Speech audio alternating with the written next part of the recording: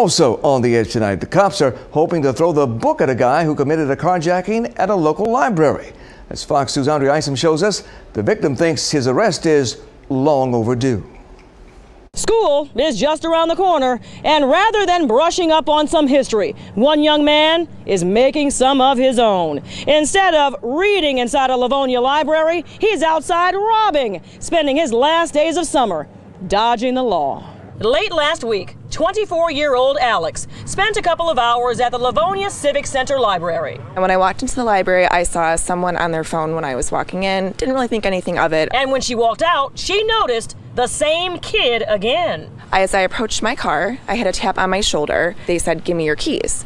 And I thought it was a joke, and I said, "Excuse me? Like, really?" Really? And it was no laughing matter. There was a young man in her midst, and detectives say he did not come empty-handed. It was a younger black boy holding a kitchen knife. Alex knew then she was being carjacked, and that's when the adrenaline kicked in. And he was right behind me, and I said, "No." And I had my laptop bag, and I turned around and hit him in the face with it.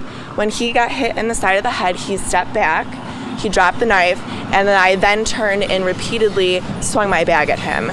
Eventually, I did fall backwards on the curb, and he ended up getting on top of me, and he bit my keys out of my left hand. She started screaming for help. Somebody tried to box the boy in, but the kitty con man was quick and split in her 2009 black Saturn Vue. But I did follow after him and see where he went onto 5 Mile. He made a right to go east. I was on the phone with dispatch at this point, letting them know where my car was going. He could barely see over my steering wheel. His voice had not fully changed. I thought it was a woman, actually. But he was able to get a pretty good head start on Livonia police. The city's mayor picks up the story from there. The time that happened, they were stationed around the city in such a way that they would have been able to have apprehended him had a call come in, but we are estimating that some 5 to 10 minutes occurred without getting a call from citizens who saw it or anyone else. Look, the parking lot of a library seems like it should be a quiet, peaceful place. And in the city of Livonia,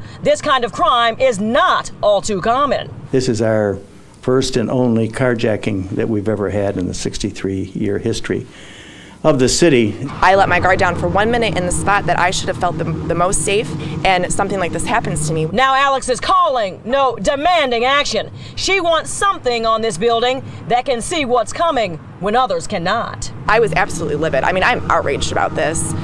And I think it's absolutely ridiculous that there are no cameras in the library parking lot, considering the fact that the courthouse is right next door and prisoners are released every single day. We're in the process of making that happen, but sometimes it moves with glacial speeds. We have to bid everything out, but probably in a few months we'll have that happen. And I was lucky enough that I was not hurt. It was stupid that I fought back. That's just what ended up happening. That was my reaction. And Mayor Jack Kirksey, here's his. Stay away, because we'll catch you, and you will not be happy with the consequences. I think that we can't always blame parents for their children's actions, but I think that parents can be held somewhat accountable, and they should be extremely ashamed. You know, that Wayne State University student worked hard to buy that car, and she wants it back. She says a young guy who took it maybe is, maybe early teens, is not even old enough to have a driver's license. Police have not found her vehicle. They have not found him either, but they have not stopped looking. And maybe when they finally throw the book at him, he'll read it. In Livonia, I'm Andrea Isom on The Edge.